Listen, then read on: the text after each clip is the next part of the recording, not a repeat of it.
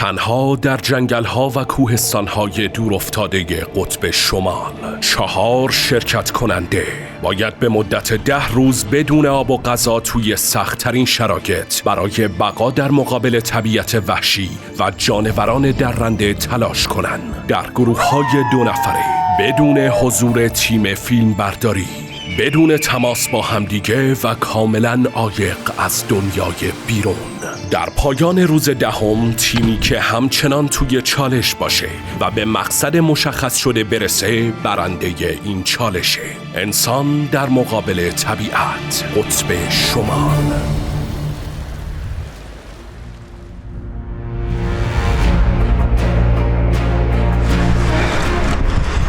سرم گیج داره میره، ولی انگشتای پاهامو حس نمی‌کنم. کمردرد شدید دارم. شکمم خالیه و دیگه ما واقعا مثل روز اول و دوم نیستیم دیگه، هیچی برای از دست دادن نداریم. هیچ آقا شرایطو میبینی دیگه، کم بریم استراحت کنیم. چی بگم خواهش؟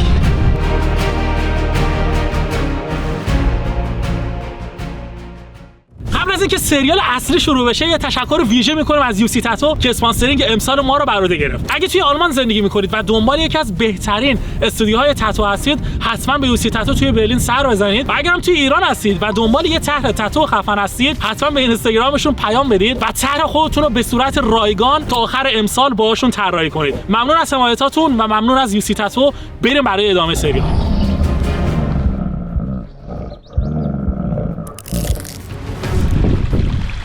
خدا رو شکر خوردیم به یه چشمه دیگه. بزن ببین سوراخش اوکی شد. آبش خوبه، تمیزه، نیازی به فیلتر نداره. ولی من میخواستیم مریض شیم، روز اول مریض شده بودیم. اینقدر جون دوست نباش. درصد چیزی میشه رفیقم تک و تنهاشه. من هیچیم نمیشه. من آب از این که زلال ترین آب تو زندگی خوردم، از این کثیف‌ترش من خوردم، هیچیم نشده. من میمونم و یه دونه گوزی، بعد استخونت میمونه اینجا، مردم میان ور میدارن، میام استخون انسان. برای من نمیخواد تصفیه کنی داده، وقت نمیخوام تصفیه کنی. اون بالا رو بپیچون. آرمان اینجوریه. بگیر اون نوک که داره چکه میکنه. آب تمیزونه. آرمان الان از این آب برای چی خوردی تو؟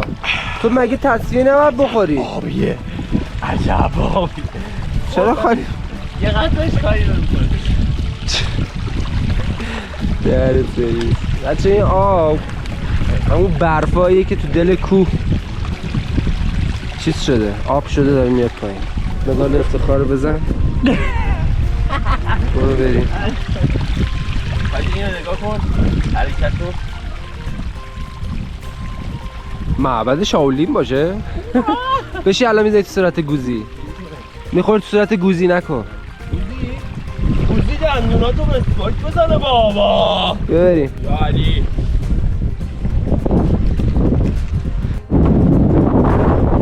ما الان رو ارتفاع 1000 پایی هستیم. نه شوخی کردم، نمیدونم چندی ولی خب خیلی بالا.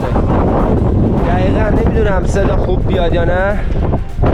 باد انقدر شدیده، قشنگ نگاه ابرا جلومونن، میبینی این ابرا رو؟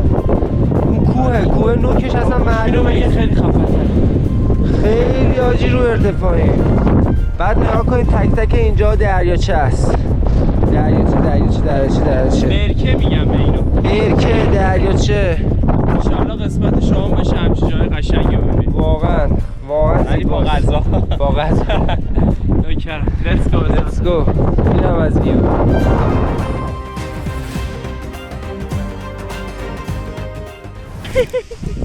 مگه کبابه؟ نه بهترین حرکت میدونی چیه؟ نه کجکی. این قسمتش بازه. خب الان نسوزه گفت. حواسم هست. نه قطعا سرداری. نه اوکی. پارسال همینطوری سوزوندم. این قسمتش بازه، از اینجا حرارت میاد، کفشو خنکش میکنه جورایی. یعنی خنک چی اصلا دارم حرف میذارم تو پخ میذارم. کفشو با حرارت خشکش میکنه. تو اوکی؟ من زانواتم لباسا رو پرت کردم رو سنگ بله. و یه سنگم گاشتم روش باد نبره. کار خوبی کردی. بیا به آتیش نزدیک بشو، زانواتم گرم شه، شاید بهتر شه. بشین رو زمین قشنگ. عجب آتیشی، فقط یه کباب کم داریم. بگیریم فکرشو بکن. اون که اصلا یه رویا میشه. بعد سیخ نداریم بزنیمش سنگ. نه با سنگ. ماهی خودش روغن داره. آخ یه دونه از این سنگای صاف میارم بچه‌ها. میذاریم اینجا. چی میشه؟ بشینیم اینجا ماهی رو هالیوود میشه، فیلم هالیوود. دود ماهی بزنه. وای چی میشه؟ الان تنها بویی که دارم میشم بو عرق کفشای توه. ماهی بیاد تکمیل میشه. حداقل نمیگفت. میدونی چیه؟ روز 4 چالشه. الان تو شرایطی هستیم که یه ماهی گرفتن ساده اینقدر آرزو شده الان برامون، اینقدر خوشحالی من این برامون. آتیشو اگه امروز استراحت نمی‌کردیم نمیتونستم روشن کنم. همش اوکی. خم میشم یه ذره بهتر میشه، صاف میشینم معده درد سرویس میکنه. نه سوزه کرد. آب زیاد بخور اوکیشه، معدت پرشه. نه آب خوردم جای بشکه شد. چی من می‌خواستی؟ هنوز امید دارم. خدای من همیشه تو زندگیمون امشب اگه ببین امشب کنسرو منو باز میکنیم، با هم هماهنگ کردیم. من هنوز با توافق نکردم. چرا؟ اگه تا آخر شب نمیشه، با عقل جور در نمیاد. یا باید گیو اپ کنیم یا باید یکی از کنسروا رو باز کنیم. میخوای گیو اپ کنیم؟ میخوای برسیم به هدف؟ خب پس بهترین کار اینه که کنسرو منو باز کنیم. یه ترای دیگه بزنیم برای ماهی. نمیشه، قلابمون خرابه اینجا، نمیشه گرفت. تور انداختم تنها امیدمون به اونه، ولی من اصلا برام فرق نداره چه با کنسرو برسم چه بدون کنسرو. به هر حال فقط دوست دارم برسم. دیگه باید کاری رو بکنیم که با عقل جور در بیاد. میگم این همه راه اومدیم، خب راه سختی هم اومدیم، خدایی سرویس شدیم تا اومدیم، بعد همه اون رو پشت سر گذاشتیم، بعد یه ماهی نتونیم بگیریم.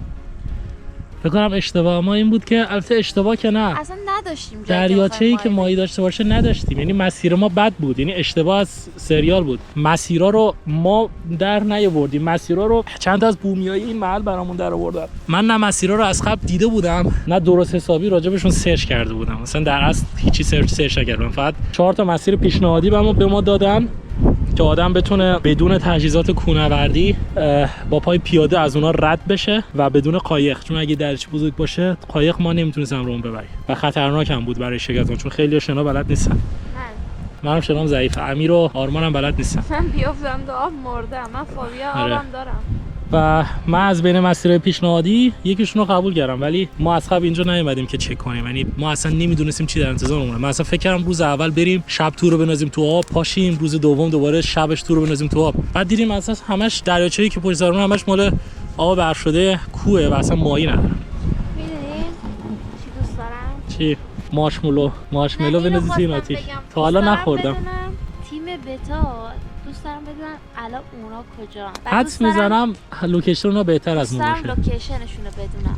اگه جنگل توراشون میبوده، ماهی گرفتن. اگه جنگل توراشون میبوده واقعا لوکیشنشون بهتره. چون ما ببین بچه‌ها، ما همین بوتا هم نداشتیم تورامون، یعنی فقط علفای زرد و خیس زمین مردابی. به زور اومدیم تا رسیدیم به این لوکیشن. دوست دارم بدونم اونا چیکار اصلا هستن، گیو اپ کردن. من حدس میزنم هستن.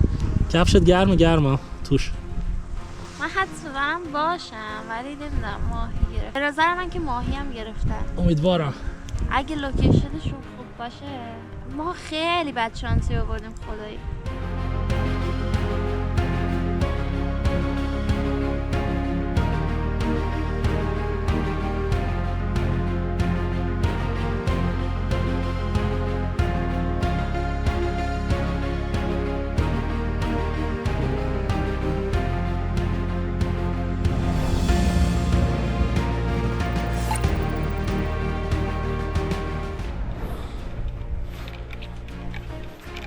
اول گوزی بشینه، خیلی خسته شد، خیلی راه. آقا ما رسیدیم نزدیک دریاچه. بالا سر این دریاچه مرغای دریایی دیدیم. جایی هم که مرغای دریایی پرسه میزنن. دقیقاً اینجا یه دونه نشسته. آره. سفیده.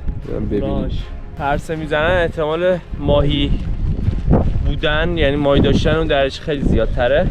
تصمیم گرفتیم که اینجا کمپ کنیم. بعد الان کمپمون تو حالت سرپاینیه، ولی خوبیش اینه که دور تا دورمون یه سری تپه هست که باد جلوگیری میکنه. واقعا باد شدیدی داره میاد، یعنی اگه برم اون بالا وایستم شاید بگم با سرعت 10 کیلومتر داره باد میاد، ولی اینجا چون توی گودیه دور و برمون نمیتونه باد بیاد. کمپمون رو اینجا میزنیم. حالا امشب بار سختی شده سر میکنیم، فردا هم بریم ادامه مسیر. امشب باید ماهی بگیریم. اگه امروز نتونیم ماهی بگیریم واقعا دارم میگم فردا از گشنگی 1001 اتفاق ممکنه واسمون بیفته. و اگر نتونیم ماهی بگیریم باید قید جایزه رو بزنیم و در تن ماهی رو باز کنیم. من میکنم. آره تنها راهش همینه.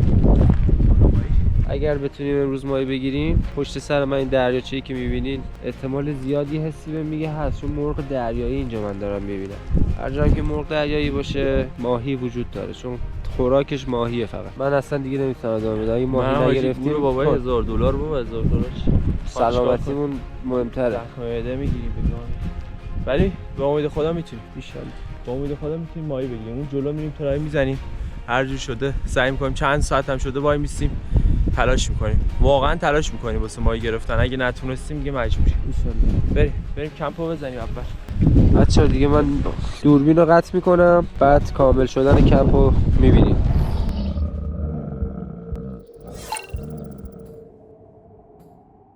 بچه‌ها من کفشم جورابم یه ذره خشک‌تر شده. کفشم هم فکر کنم وای دود رفت میشش. کفشم هم فکر کنم خشک شده. بعد اینکه مهران الان رفت. وای باد میاد. درد. مهران الان رفت داره میره چیز کنه، او رو چک کنه. منم کفشم بپوشم بریم کتری قابلمه‌مون رو بیاریم، آبجوش بزنیم گرم شیم یه کوچولو. بچه‌ها امیدوارم ماهی گرفته باشه. ببین انقدر تا به اسلام موشن میره 10 دقیقه سرگرد کرده کلا 10 متر عمل شده. زین من کفشم بپوشم. وای دام. خب آقا هوام داره کم کم تاریک میشه و بریم و تورمون رو بیاریم بالا. خدا کنه که یه چیز گرفته باشم، یعنی خدا کنه که یه چیز گرفته باشم قبل از اینکه بخوابیم. تورمون رو امشب تا فردا میتونیم بنازیم توی آب. تا فردا شانس اینکه یه چیز بگیریم خیلی زیاده. هنوز کامل خوش نشده توش. وای اینجاش خیسه کاملا. وای کور شدم. دود رفت. اینجای کفش هنوز خیسه داخلش، ولی خب هم داره یخ میزنه، چاره‌ای نداره. بپوشم برم چوب بیارم. خیلی کم داریم. آتیش داره خاموش میشه. آتیش شد لازم داریم. آی بچه اومدم یه ذره اگه باد بذاره اومدم یه ذره چوب جمع کنه. بعد چوبا نمیدونم فکر کنم خیسن، ولی خب آپشن دیگه ندارم چون این چند روز همش بارون اومده. فقط هم از این چوبا باید زیر این قرمزا رو نمیدونم خوراکی ان یا نه، وگرنه میخوردمشون. فقط باید از این چوبا از اینا بردارم، اینا که خوشگلای خیس زیر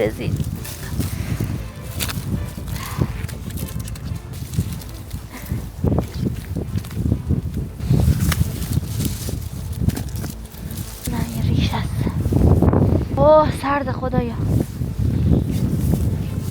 کنم این خشکه گیر کرده بدشون. تا زور ندارم بکشم.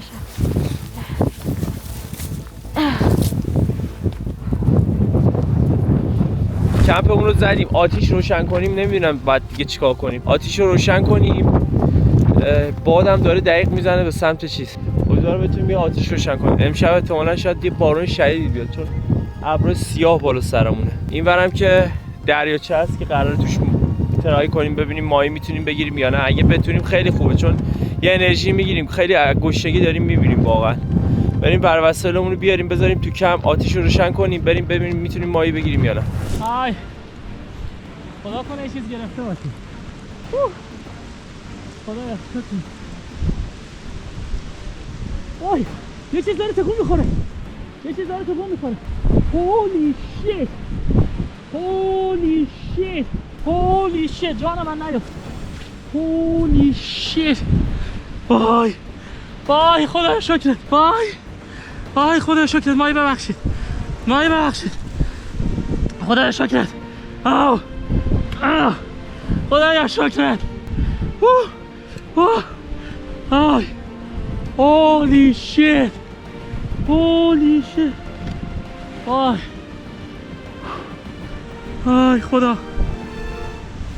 وای خدا. باورم نمیشه روز 4 بدون غذا. خدایا دمت گرم، واقعا دمت گرم،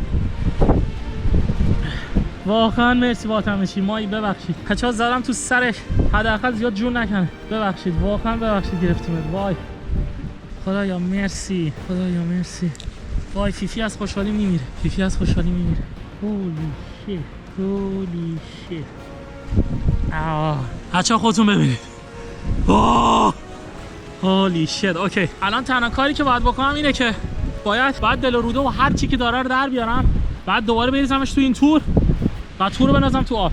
شاید شانس بیاریم بتونیم یه ماهی دیگه بگیریم. وای خدایا ببخش، خدایا ببخش.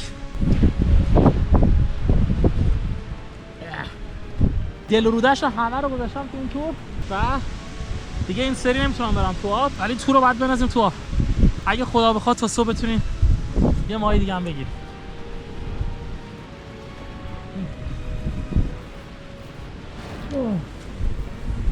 Yes! Let's go! اولین شکارمون ماهی، باورم نمیشه، دارم از خوشحالی میمیرم. خدایا شکرت، واقعا شکرت، واقعا شکرت. یعنی امروز تو 90% من ناامید بودم، واقعا شکرت خدا. بچه‌ها تورم دوباره انداختیم تو آب، ولی این سری خیلی نزدیکه، دقیقاً این گوشه است، ولی عمق این گوشه تقریبا 1 متر 1.5 متره. اگه شانس بیاریم فردا یه ماهی میگیریم. فیفی حد بزن چی گرفتم؟ بگو حد بزن چی گرفتم؟ اوه هی بگیرش بگیرش. سوری. وای اوکی چیزی نیست، ترسیدم. میشوریمش. اوکی وای حد بزن چی گرفتم؟ روز 4 روز 4 چوب بریز رو آتیش، چوب بریز. اوکی هول کردم. هولی شت. یه سنگ صاف میخوام، یه سنگ صاف میخوام. اوکی فیفی همه چی اوکی. پس شوار اومدیم. به خدا اینم از غذا. دیدی امروز چقدر بهت گفتم. آره باز نمی‌کنیم کنسرو. بریم لتس گو. نه چوب آوردی کبابش کنیم، نصف گوشتش رفته. بهترین کار اینه که یه سنگ بزنیم رو سنگ بپزیمش. ماهی خودش روغن داره. سنگ چقدر می‌خوام پیدا کنم. من میارم. یه دونه زدم تو سرش بیهوش شد، هیچ حس نکرد. مرده دیگه. آره وای گناه داره. چه نرمه. به خدا گفته بودم، خدا شکرت. دل و رودش رو در آوردم انداختم تو تور، شاید فردا میدونه بگیریم. تور هنوز هست؟ آره ایول. شاید فردا بگیریم. به خدا گفتم ما میتوانیم. بس اینو بزنم روش. بس نمیدونم. بذار یه ذره بیشتر بزنم. زانوام داره صفر میشه اصلا. دو تا تنه رو بده. گناه داشت، من بودم تو رو ولش میکردم. داری دوتا رو بده. تناب؟ تنه کنده درخت چیه نمیدونم، مغز کار. اون یکی هم بده. آی نانه.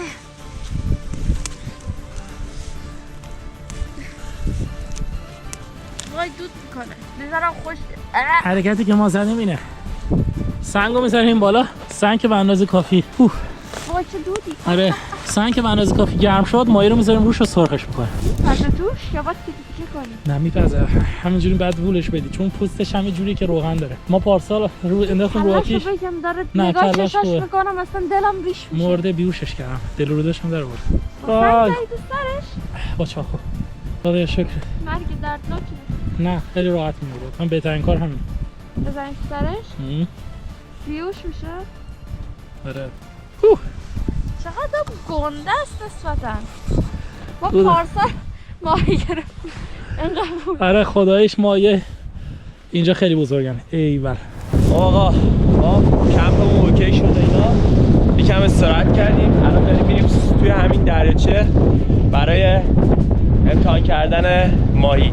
جوری هم که گفتیم مرغ دریایی که دیدیم احتمال زیاد خیلی ماهی اینجا هستش. من همین چوب آوردم که بزنم تو سر ماهی اگر بتونیم گیر بیاریم. لیتس گو برای غذا. خب بچه ما رسیدیم رو لوکیشن، جایی که قراره تست کنیم ببینیم ماهیگیری میتونیم بکنیم یا نه. اونجا هم مرغ دریایی‌ها نشستن رو آب برای خودشون دارن حال میکنن. اینجا قشنگ معلومه تا این خطه عمقی نداره، ولی بعد از این عمقش زیاده، احتمالی که ماهی تو عمق باشه زیادتره. خب همین آماده ای؟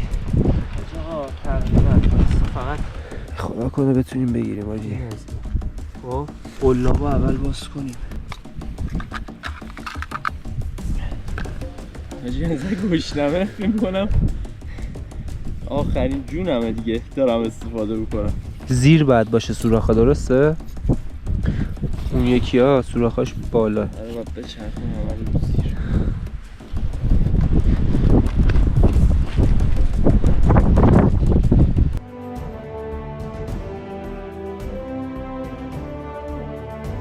الان منتظرم که امیر نخ ماهیگیری رو بتونه اون چی میگم بهش قرقره‌ای که میکشیم اونو وصل بکنه. وقتی وصل کرد نخش رو وصل کردیم به نوک قلاب ماهیگیری، یعنی به این چوب ماهیگیری، بعد براتون ادامه ویدیو رو میرم. خب بچه‌ها این نخ رو از توی این سوراخ‌ها رد کردیم، رسیدیم به نوکش. الان میخوایم این قلاب ماهیگیریه. قلابو خیلی تیزه، مراقب باش. یه 30-40 تا گرفت در نیاد. قلابو یعنی اونجا کم حالا بالاتر. حل. سفته؟ عالی. سفته. اوکی. این از نتیجه کار. خدایا به امید تو.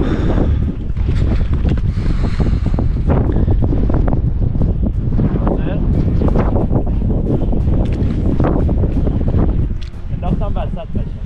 ایوه. نگه دارم اونجا. باید وایسی. عقب‌تر میتونستی بندازی نه؟ خب ترای جدید. امیر رفت رو این تخت سنگه، گفتم اینجا خوب نیست، بره اونجا وایسه. کجا رفت؟ دیدیش کجا پرت شد؟ کجا؟ مطمئنی؟ خب پس بکشش عقب. ایول. افتاد تو آب.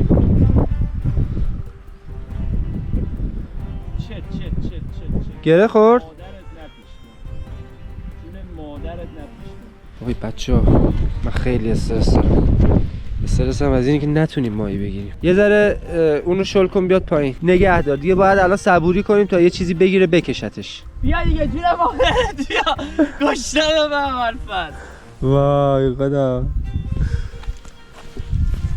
رفته قشنگ حاجی فکر کنم گرفت. وایسا به قرآن فکر کنم نه وایسا. باید بگیره بکشه. باید این نخ کشیده شه. آبم میتونه یه ببره. چیزی حس کردم که کشیدش. نخ داره تکون میخوره ولی ممکنه موج آب تکونش بده. باید کیپ شه. صبر کن. خدایا روزی ما رو برسونه. نوکرت. یه ماهی هم بستم خدا شده جفت اون سیر میشه. خدا ماهیگیری از دل هیاهو از کجا آوردی؟ 100 کیلومتر. دونه مادرت یه دونه ماهی بده، تو رو جدت یه دونه ماهی بده دیگه نمیای میبرم. حالا ماهیگیرای عزیز نیان نظر بدین آی کجه آی راسته. اولین بارمونه ماهی میگیریم و آخرین بارمونه. اولین باره و فکر کن 4 روزی 15 کیلومتر راه بری با بلوبری زنده بمونی.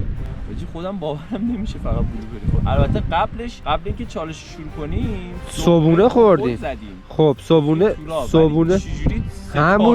همونجا رسیدیم دم ایستگاه هلیکوپتر. آجی از استرس زیاد رفتیم دستشویش کردیم. دیگه چی از این بهتر؟ ماهی رو آتیش. باید وایسم یه ذره بپزه بعد برعکسش کنیم. بهترین کار همینه. خدایا شکرت بابت این نعمتت.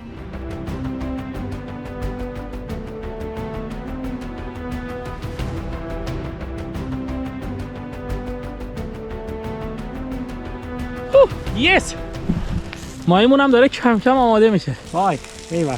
بعد اینکه صبر ندارم دوست دارم زودتر بخورمش. بعد اینکه این سنگی که من آوردم صاف نبود، خیلی از ماهی‌ها میچسبه رو سنگ، ولی اشکال نداره سنگو لیز میزنم. بچه‌ها از اینکه مهران تونسته ماهی بگیره خیلی خوشحالم، ولی اصلا نمیتونم جون ندارم. بعد اومدم بدو بلوبری جمع کنم.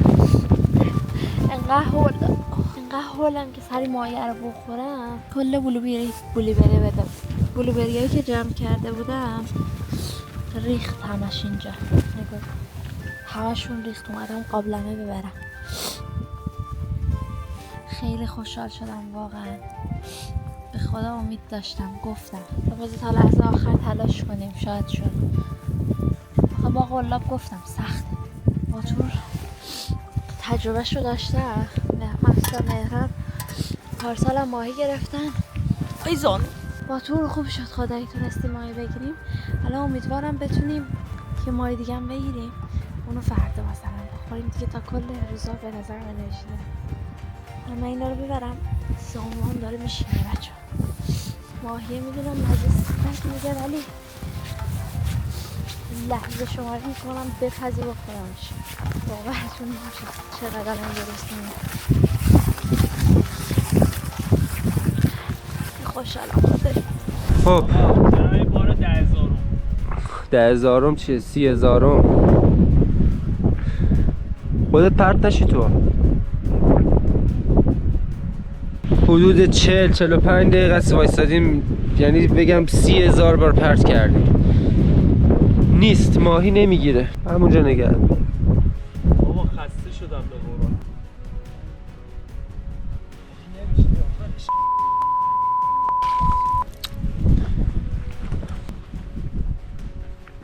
بچه ها این ساحل دارم راه میرم. خب این رد پا رو میبینید؟ همش رد پای خودمه. انقدر رفتم جمع کردم از زیر اینا و یه چند تا چوبم نگاه این خط صافه رو میبینید؟ این چوبا رو داشتم میکشیدم به زمین. نگاه میبینید؟ ببرمش آتیش روشن کنم. انقدر قشنگ مشخص همه اینا رد پای خودم. انقدر رفتم اومدم. الان بلوبری آوردم، قابلمه آوردم، قابلمه آوردم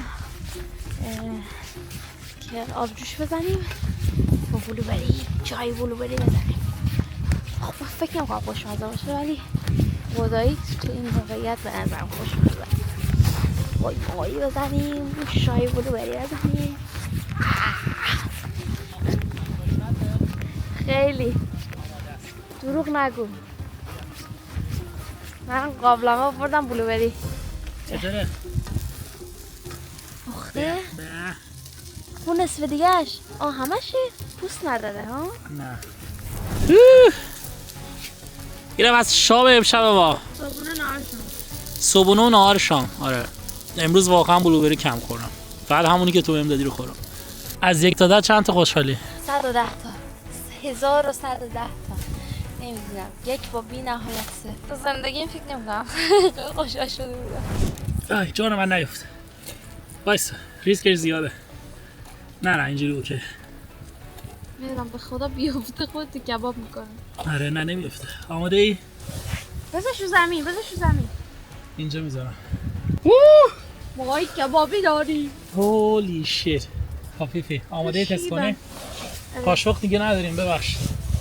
برو تست کن. وای چقدر خوشمزه است خدایی. هولی شیت. زباسیم خنک‌تر شه، زبونم سوخت. مزه خیلی خوبه. نمیده خدایی ولی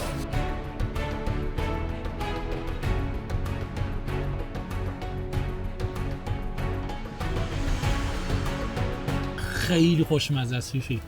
خداییش خدا شاد بچه‌ها، به قرآن اگه من دروغ بگم خفن ترین ماهیه که تو زندگیم خوردم. پارسال اینقدر گشنم نبود. پارسال ماهی یه جوری بود، تلخ بود زهرچه اونجا، ولی این نمیدونم خیلی ماهی خفنیه. من پارسال ماهی نخوردم ولی خوشمزه است. این خیلی خوشمزه است. اصلا انگار تو خونه گریل کردی. داخلش خوشمزه تره. انگار اصلا ادویه داره. داخلش خوشمزه تره. فقط نمک کم داره. مثلا آب پس شده، آب داره. چقدر وقت گوشت شد؟ نمیدونم. فکر کردم زیاد طول می‌کشه. خیلی خوشمزه است. یعنی اینجاش واقعا زیاده. خوشمزه است. همینجا سلام پیداش کن. آخ اینو بنداز دور. وایسا خارش نه خدا تو از اون بخور. انقدر گوشنه از یه چوسه گوشتش هم نمی‌ریزه. خدا یه دونه دیگه بهمون بده. ببین 100 کیلومتر برک تو یه روز میرم. بنزین انگار بهم زدن. آخ من داره حالم خوب میشه. چشم باز شد. چاره ماهی یه روز فکرشو میکردیم ما اینجا داریم بشینیم بخوریم رو سنگ بپریم.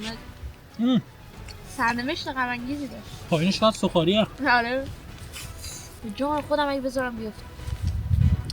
اینو ببین خودش نسکا خودش بردار واقعا اول تو خود برم بابا تو خویز مزل کلی انرژی گرفتم بچه این تیکه پایینی مایمونه میبینید چقدر سخاری شده بعد این تیکه رویشه وای این افتاد عمرن اگه من اینو از دست بدم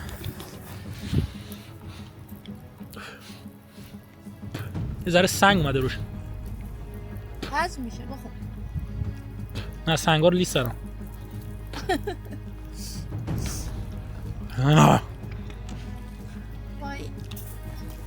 یه تیکه سنگ هم داره آقا این تیکه رویشه خوب آب پس شده و پایینش هم سخاری چی از این بهتر من همه اینا رو میخورم همه اینا رو میخورم من دارم به چی فکر میکنم امیدوارم آرمان و امیرم ماهی گرفته باشن از ته قلب براشون امیدوارم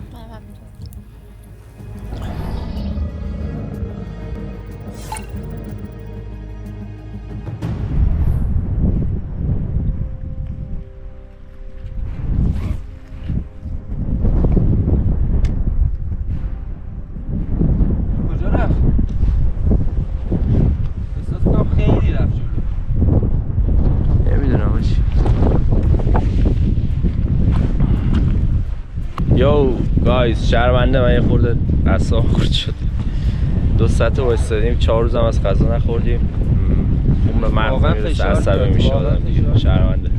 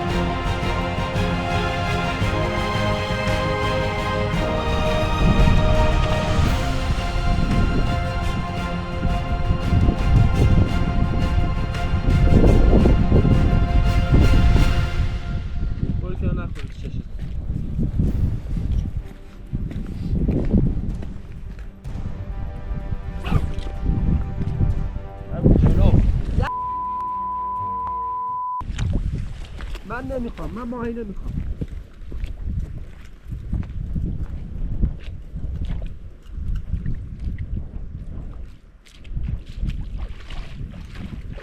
جمعش کن بریم من ماهی نمیخوام ریدم تو ماهی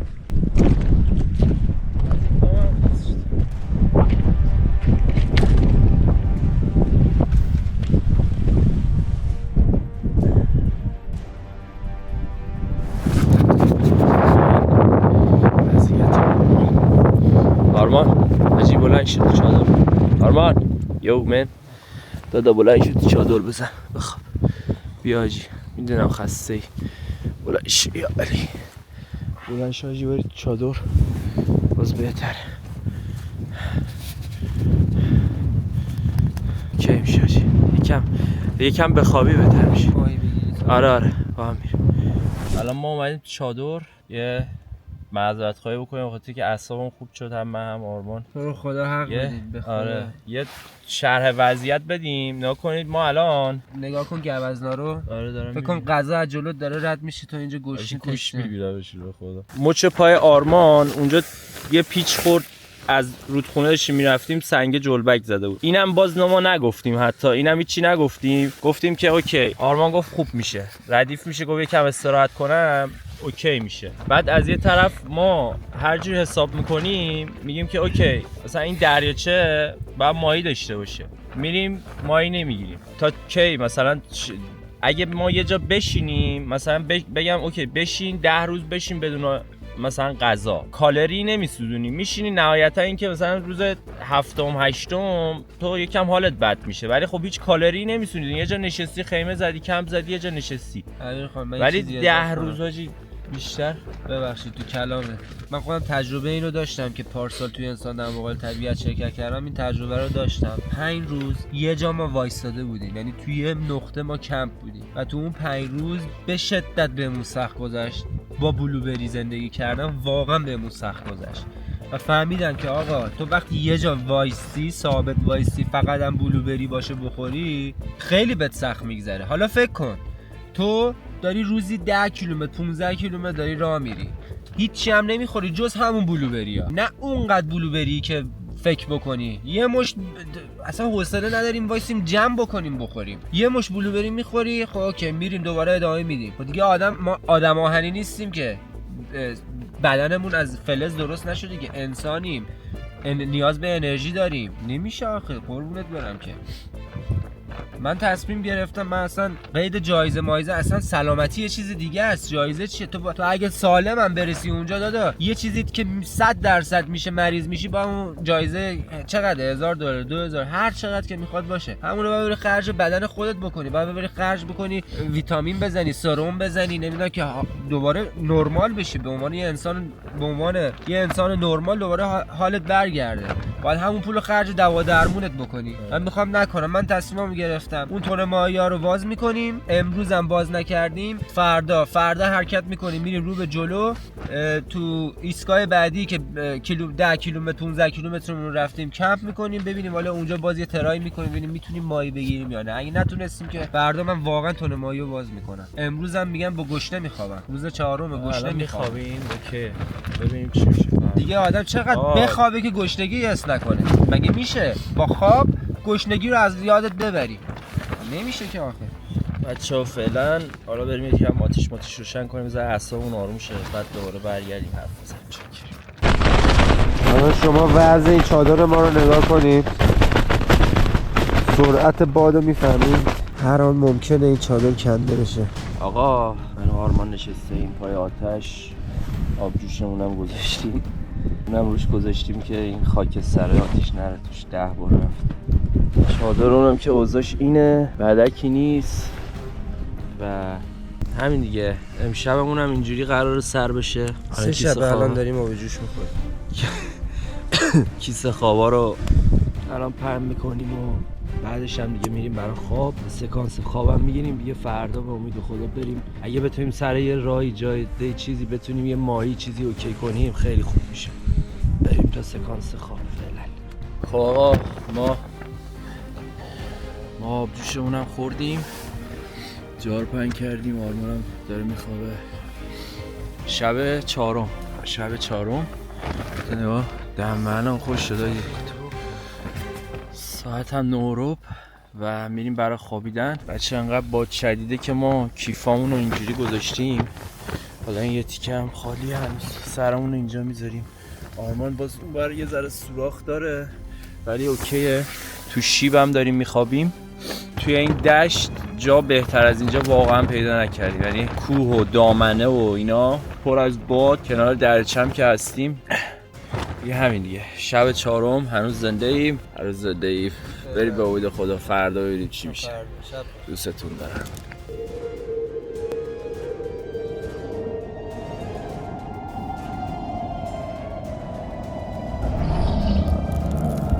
خب بچه ها، وقتی که برای ماهیتون کلی تلاش کردید،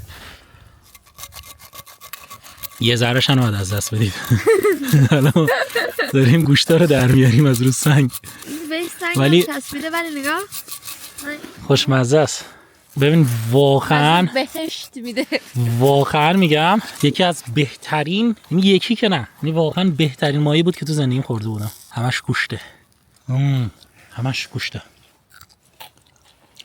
سخاریه. فقط حواست باشه سیخ. بچه گوش بدید. آره قبل از که قورت بدیم با زبون چک کن خار نباشه توش. خودم بچه جنوبم. خب اینم از باقی مانده ماهی که بنده خدا بعد از 3 روز، نه 3 روز، نه بعد از 4 روز گرفتار 2 تا گشنه شده. شد بدبخت. بچه دم ازش مونده. آره فقط دمش مونده، یعنی تبدیل به فسیل شده قشنگ. بچه همین هم ما باید بریم بندازیمش توی رودخونه که نه دریاچه، که که بره تو آب و خرس و گرگ جذب خودش نکنه. بزن خدش هم تیمی. دستم شکست. بیا دیگه. انرژی گرفت قشنگ معلومه منم انرژی گرفتم. یس! انرژی گرفتم خدایا. بهترین چیزی بود که امروز بچه‌ها من سیر نشد الان جای یه دیس برنجم دارم. اخ دستام. ولی خودش انرژی گرفت. میدونی الان چیکار می‌کنیم که سیر بشیم؟ بهت گفتم بلوبری بچین. آوردم. خب الان اینا رو میذاریم تو قابلمه له می‌کنیم با آب چای بلوبری می‌ذاریم. Let's go.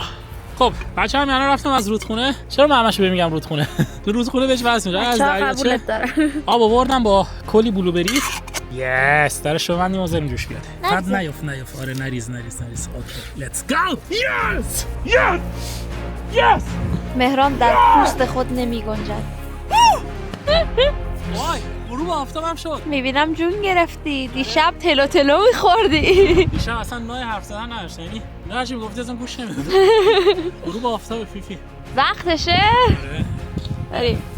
بچه‌ها خورشید دقیقاً پشت سر ما غروب کرده. دقیقاً پشتش به ما. به من نه به تو. و الان خودتون میدونید دیگه وقت چیه. وقت اینه که ما هم بگیم که به تیم بتا آرمان امیر فکر میکنیم. آماده ای؟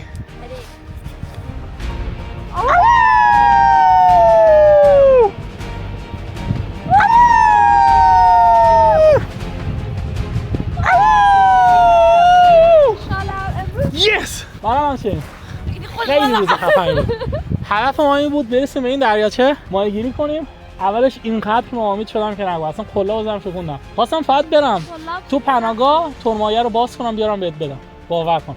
بعد رفتم اون تو گفتم اول وایس یه ذره فکر کنی. بعد یه ذره انرژیمو جمع کردم گفتم میرم برو تورم بنداز. چه کاری؟ برای اگه امشب نمیگرفتیم واقعا باز میکردم. آره بعد واقعا روز موفق آمیزی بود. کلی مسیر اومدیم تا الان. یه ذره استراحت هم کردیم امروز. از فردا نقشه‌ها الان چک میکنیم. و از فردا دوباره کلی مسیر میریم. Let's go. بای بای. خب آقا اون هم فکر کنم جوش اومد. البته هنوز داره. ولی بخارش داره میزنه بالا. آخ جون چه چایی بزنیم تو بدن. آخ جون چه چایی بزنیم به بدن. خدایش یه چیزت بگم تو این 3 روزه واقعا دلتنگین شدم. یه شب بشینیم آتیش هوا اوکی باشه. آفرین آتیش. دیشب که من اصلا شب رسیدیم بعد من اصلا سرمو گذاشتم رفتم بیهوش شدم. یعنی بهترین خوابم دیشب بود و بهترین پناهگاهم دیشب ساختیم. خدایش خوب. آره. تو هم همین. توش گرم بود. پریشب از بس باد می اومد. خب که ما خیلی شب تو ویدیو معلومه از بس باد می اومد که اصلا ما یه چیزو ول می‌کردیم کیسه‌هامون رو بعد می‌بسیدیم بگرم میرفت. 2 نفر ما این روکشو گرفته بودیم که والا سرمون رو سنگ گذاشت. آره و اصلا من اونجا ناامید شدم گفتم نکنه تا آخرین چالش حتی آتیش هم نتونیم روشن کنیم چون خب به هر حال مردم هم انتظار دارن از ما. و شب اولم که اینقدر استرس داشتیم خودش خیلی زود خوابیدیم. استرس اینو داشتیم که جا خواب پیدا نکنیم یعنی یه سنگ مناسب چون که اونجا درخت نبود دیگه. بعد ما بار اول بود که با این روکش ساعت تاریک شدن هوارم هنوز دستمون نیومده بود. آفرین اونم همچنین. الان فکر کنم ساعت نمیدونم ساعت چنده. الان هنوز تاریک نشد. نه الان 9 10 یه ذره تاریک تره. 9 بعد باشه ولی هنوز هوا اینجوریه. خیلی باحاله. این هواره نگاه. الان جوریه که تو دوربین روشن‌تر انگار. آره جوریه که بچه‌ها مثلا توی برلین ساعت مثلا 2 ساعت زودتر هوا تاریک میشه. تو ایران فکر کنم 3 ساعت اینا زودتر هوا تاریک میشه ولی اینجا نه. و هواشون هم که تاریک میشه به هر حال یه ذره نور دارن.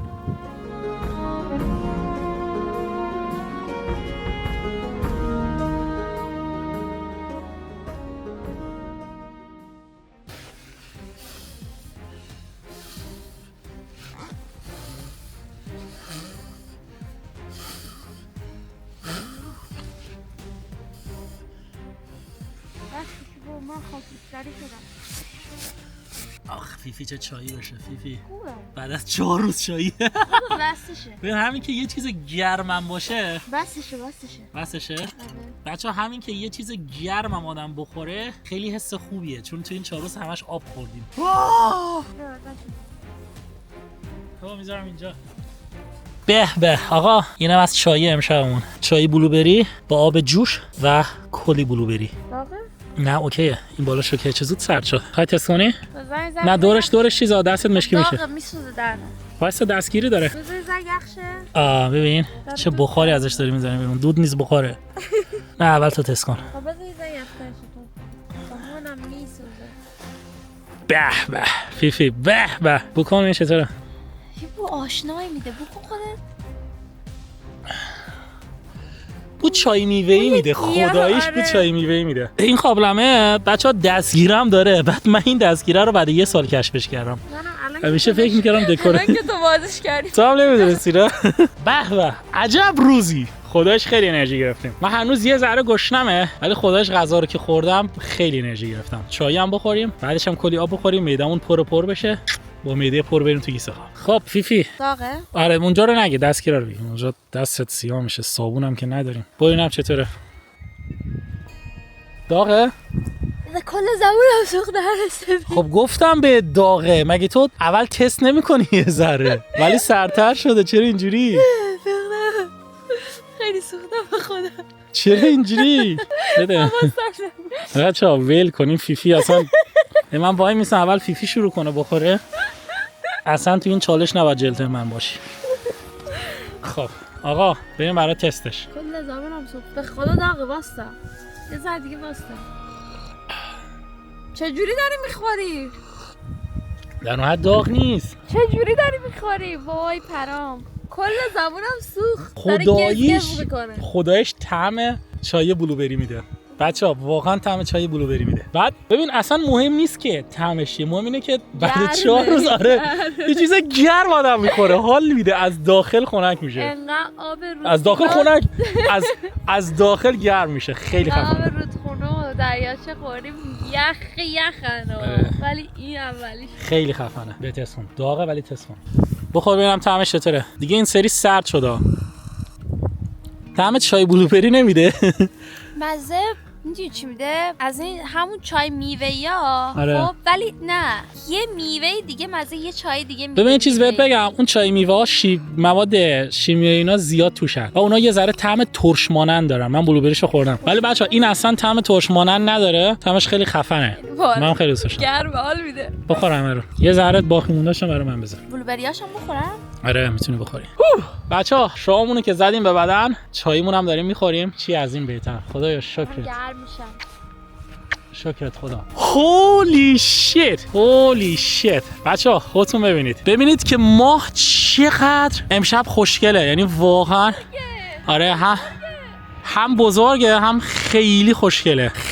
من تا حالا ماه رو اینقدر خوشگلی ندیده بودم. بچه‌ها هوام خدا رو شکر خوبه. زیاد سرد نیست. هوا طوفانی نیست. بعد باد خیلی معمولی داره میاد و خدایا نمیدونم فکر کنم بهترین روزمون تو این چالش همین امروز بود. خدایا واقعا شکرت. مرسی بابت همه چی. حتی بابت اینکه این ماه به این خوشگلی رو به ما هدیه دادی که بتونیم ببینیمش.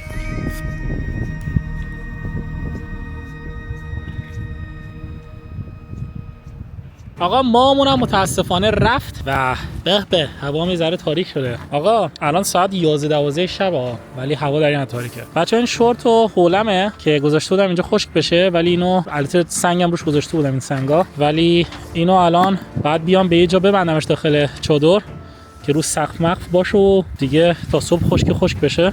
و اینم از پناهگاه امشب ما که من همش بهش میگم چادر. بچه‌ها خداییش ما اینو دیشب خیلی سریع ساختیم تو 20 دقیقه ولی خداییش تا الان بهترین پناهگاهی بوده که تا الان داشتیم. و این در ورودیشه ولی همین در ورودیش هم نکو از اینجا وارد میشی همینم اینجا من وقتی که میرم داخل میبندمش. یعنی داخل خیلی جا داره. ببینیم که فیفی چیکار میکنه. فیفی هم داره مسیرها رو مشخص میکنه. کمک میخوای؟ نه الان باید پیدا کنم لوکیشن امروزمون و اینکه هدف فردامون. آره ما از این نقشه زدیم بیرون بعد صفحه بعدی باشه. الان همون دیگه.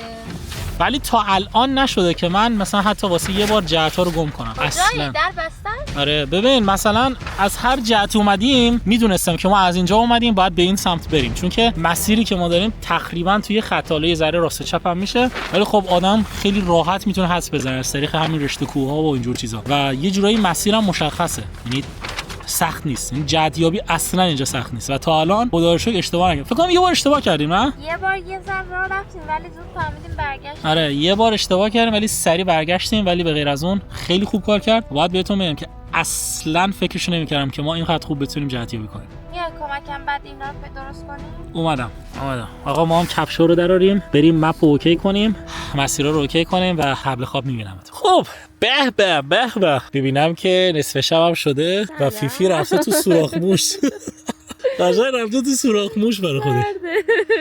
آره خداییش. نه ولی امشب خداییش هوای ذره نسبت به شبای دیگه گرمتره و امشب اولین شبیه که من بدون کاپشن دارم میخوام. یعنی من کاپشنمو امروز فکر کنم واسه اولین بار در آوردم. یه بار قبل از حمام، یعنی اون موقعی که داشتم حمام میکردم، یه بارم الان برای خواب در آوردم. میخوام تست کنم ببینم چجوریه. پناهگاهمون هم ببینید بچه‌ها، خداییش حتی معلوم نمیشه، خداییش خیلی جا داره. به به. و خیلی هم خفنه. یکی از بهترین پناهگاه‌های خاورمیانه، یعنی یکی از بهترین پناهگاه‌هامون رو زدیم. هم دیشب، البته دیشب و امشب که یه شبه. هر شب پیشرفت داریم میکنیم. هر شب داریم پیشرفت میکنیم. بعد میدونی چیه؟ من دیشب انگشته پامو حس نمیکردم، تکون نمیتونستم بدم، از بس ورم کرده بودم. امروز که استراحت کردیم، زیاد راه نرفتیم، خب مخصوصا بدون کوله راه میرفتیم، قشنگ الان انگشته پامو میتونم تکون بدم. بریک دنس میرم برام. خیلی استراحت کردم و امیدوارم که تا فردا صبح انگشتام کاملا خوب شده باشن و من اینقدر تلو راه نرم. یعنی یه ذره بتونم دوباره پامو بکنم تو این کفش. الان واقعا دارم حس میکنم این کفشه شما رو برای من کوچیکه. من یه ذره پام امروز چون که رفته بود تو آب خیس بود درد میکنه، درد گرفته، ولی فکر میکنم تا فردا بهتر شه. بچه الان منم دیگه میرم تو کیسه خواب، میشم دقیقاً مثل فیفی. بعد جالب اینه که ما دستامون همه چیمون تو کیسه خوابه، یعنی فقط بالای سوراخ هست. من تازه یکی خود خفتمون کنه سه سود میاد. من تازه الان حالا یه ذره اینو واگذاشتم میخوام ویدیو بگیریم، بعد انقدر میذارم، بعد دیشب ببند دوباره همون کات واسه دیشب انقدر اکسیژن کم بود، مثل ماهی میومد بالا اکسیژن بگیره. من اصلا خب این میشه فیفی. من که اصلا دیشب بیهوش شدم. من تا رسیدم اونجا نمیدونم ویدیو گرفتم اینو یادم نیست. اسفس خستم بود. من هم چه داخل کیسه خواب نشم، من خیلی بو بدی میاد. زواق تو بزو بیرون. بچه‌ها ما آشغاله ماهی رو میگم یا تو آتش انداختیم یا تو دریاچه. بعد من دستام با آب و ماسه با اون صابون مخصوصم هم شستم. با این وجود یه ذره بو ماهی میده ولی کارش نمیشه کرد. ولی خب امشب دیگه چاقو رو گذاشتم بالا سرم. در چادرم همونجوری که میبینید بسته است. هم اینور بسته است همون ور. این اگه حیوانی چیزی بخواد بیاد، خب حیوان مستقیم که نمیاد تو چادر، قبلش میاد یکم سر صدا میکنه و آدم هوشیار میشه. البته چادر منظور من این نیست که از بیرون اصلا معلوم نیست. من آره راه ورودی نداره. گم کردم انگاری که استتار دیگه. هم استتار هم راه ورودی نداره. ولی خدایش حیوان میخواد بیاد اینجوری، مثلا خرس بخواد بیاد اینجوری نیست که یو بیاد چادر رو ببره بکنه، چون نمیدونه اون زیر چیه. کنجکاو میاد دست میزنه نگاه میکنه اینجوری. بعد تو اون تایم آدم شاید چند ثانیه وقت داشته باشه کاری بکنه، البته اگه اسپری باشه دیگه. اسپری رو گذاشتی بغلمون؟ نمیدونم. تو منو باش به کی اعتماد کردم؟ فکر کنم تو کیفه. میارم، من شب میذارم. من خودم میارم میذارم بغلم.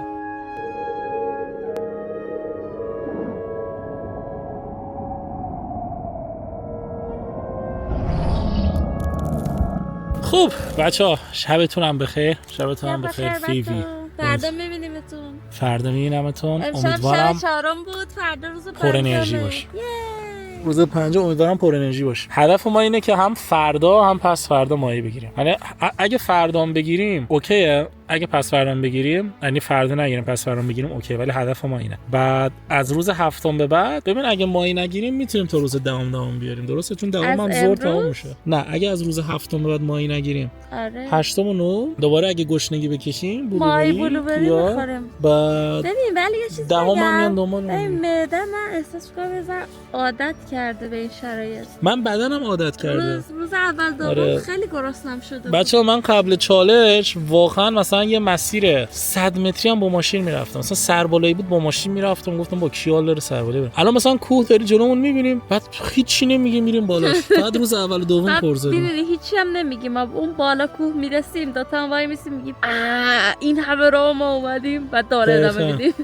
بعد بدن آدمم واقعا عادت میکنه. چیزی دومی که من یاد گرفتم صبور بودنه. من الان یک بارم نشد تو این چالش اصلا خورد شد. دیروز فکرم قاطی کردم ولی به کسی وارد نکردم.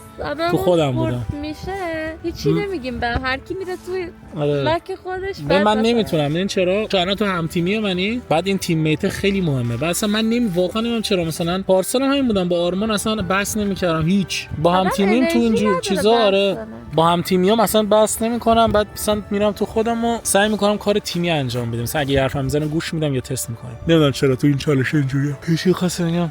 فقط من بعضی وقتا که خیلی خستم میشد یا گشنم بود فقط به خودم فوش میدادم که چرا همچین چالشی گذاشتم. چند بار فوش دادم میکنم دیروز؟ خیلی هزار بار. فوش بد گفتم میران فلان شده. چرا همچین چالشی میذاری؟ مثلا داره راه میره، خب بعد کولم پشتش بابا میسته و میگه خاک بر سرم کنه، الان میشستم خونه راحت کافی میخوردم یه ویدیو میگرفتم. خاک بر سرم کنه من کی گفتم؟ حالا بدتر من همیشه میگفتم من ریدم تو خودم. به خدا بچه اصلا خودشون گفتم من ریدم تو این چالشام. آره بعد منم ساکت پشت سرش رو میرم هیچی نمیگم دیگه آروم میشه بعد میخندم بشم. آره ولی خدایش وقتی که آدم به یه هدفی میرسه حال میده. من دیروز اینقدر ناامید شده بودم، امروز هم آتیش درست کردیم هم غذا پیدا کردیم، خیلی حال داد. شبتون بخیر. تا فردا. بای بای.